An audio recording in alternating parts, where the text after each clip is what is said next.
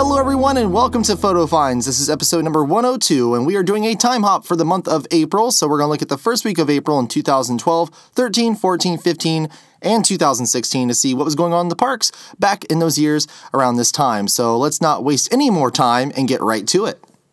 Now, starting in 2012, you can see here, this monorail, these pictures were taken at the Magic Kingdom monorail station. This monorail is wrapped for the Avengers film. Now, this is something that we now see on a regular basis. They have been wrapping the monorails to advertise different Disney films. I believe the first one that was wrapped was advertising Tron, which we talked about on Photo Finds once, but this was taken back in 2012 during the time when that Avengers film was coming out. It was the sixth film in the installment of the Marvel Cinematic Universe, and of course, it was one of the most successful films, and of course there have been others since then, and they continue to make lots of different films based on the Marvel characters.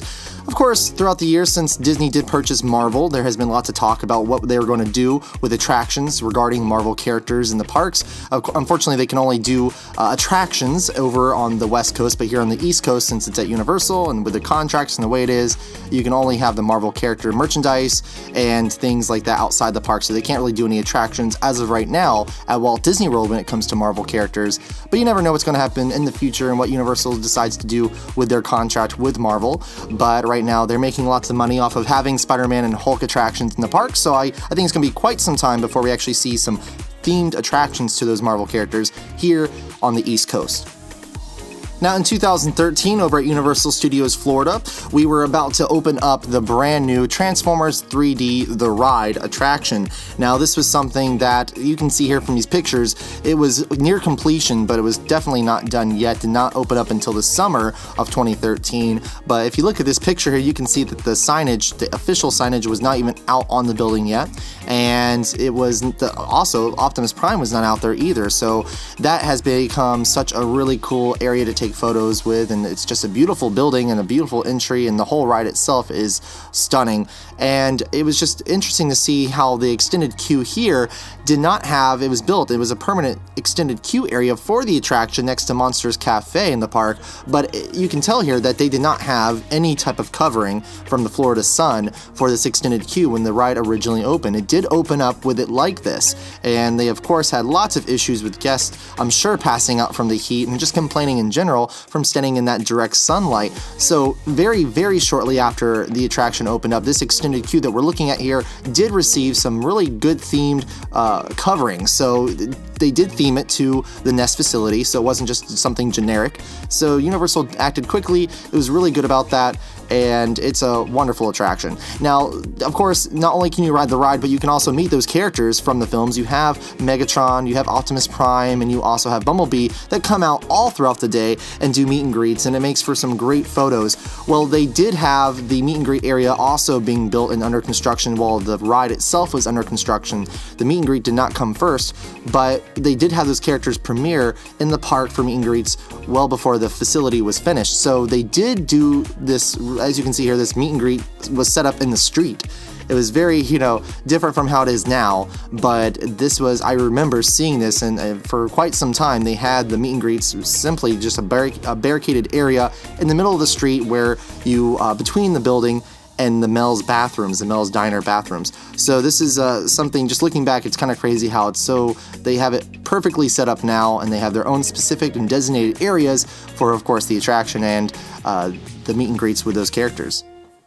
Now, at the same time that this construction was going on, don't forget there was also Diagon Alley, and there was also Springfield USA. So 2013 was the year of construction over at Universal Studios Florida. There were lots of construction walls up in the park. You can see here, this was on the opposite side of the lagoon. You can see the Simpsons attraction and what is now Springfield USA.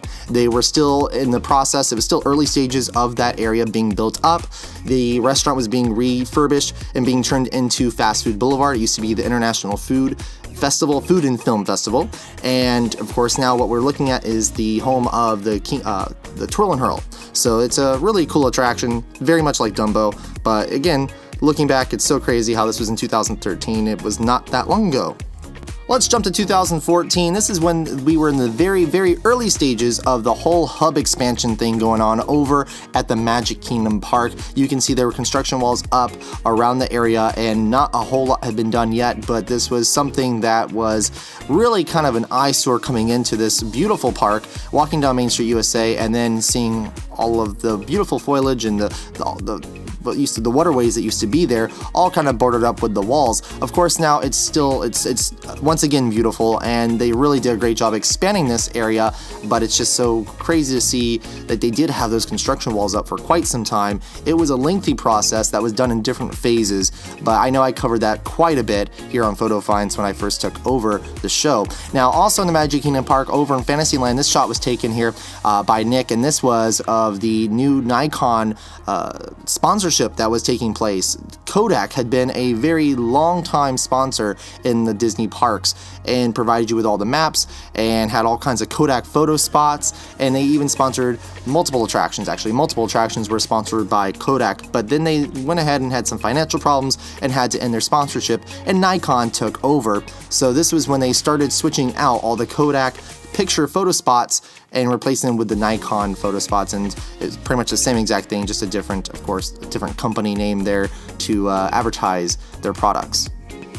Now, this week in 2015, I took you guys over to SeaWorld Orlando, where we were looking at some of the construction walls over behind, or I should say in front of Shamu Stadium, where they used to have the Midway games. Now, if you remember, they used to have lots of different Midway games over by where the Shamu underwater viewing area is located, but like I said when we actually premiered these pictures on my show, they did not have a lot of guests over there playing those. It was an area that wasn't really used a lot, maybe just during peak times, but I don't know. I just never felt like the Midway area, all those games were really used quite a bit, and that space is a big chunk of space that could be used for something else. And sure enough, they heard my thoughts and they tore all that out and they replaced it with Mama's Pretzel Kitchen, which has been a huge success. I have always seen a lot of people in there, and I've eaten there multiple times while I'm in the park, and it's a delicious place to go grab lunch or a snack while you're at SeaWorld Orlando. Again, that's Mama's Pretzels Kitchen, so if you have not been there, highly recommend it.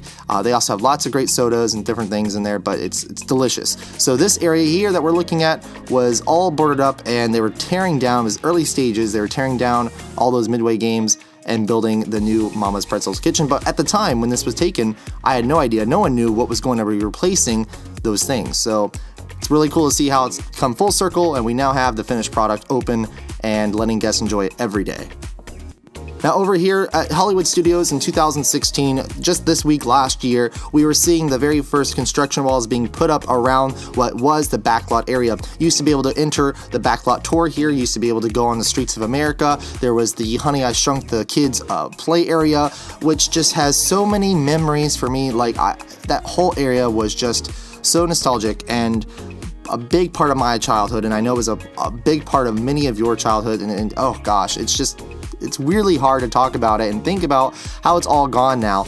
But this, of course, is all being used for the Toy Story area, and also, of course, Star Wars, the expansion that they're doing over in Hollywood Studios. But these pictures were just of the construction walls that were put up last year around this time, and you can see lots of the concept art. It's going to be interesting to see how it really does turn out, and if they do have to cut back on things. I've heard they've already done cutbacks on the size and the amount of attractions and different things that they were planning on doing that they had to cut back on because of Disney's budgeting and financial issues that they have been experiencing with Shanghai. So it's just, you know, it's interesting to see what this will look like.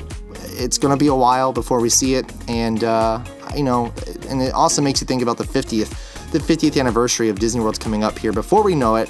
And I really want them to do something big and memorable and meaningful, and I really am looking forward to it, and I really hope Disney, you know, steps up their game and really does a good job with their 50th, and of course with everything that they already have planning to be done with Star Wars and Toy Story and Avatar.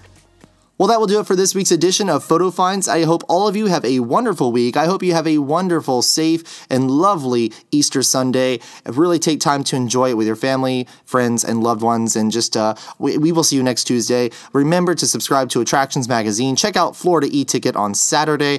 And, of course, as always, make sure you get out, you have fun, and you enjoy those parks.